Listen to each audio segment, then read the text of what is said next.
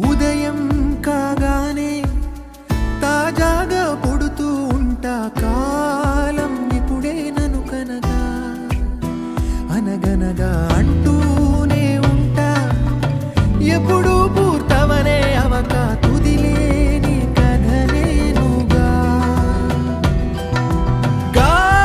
గాలివాటంలాగా ఆగే అలవాటే లేక కాలు నిలవదు ఏ చోట, నిలకడగా ఏ చిరునామా లేక ఏ బదులు పొందని లేక ఎందుకు వేస్తోందో కేక. మౌనంగా నా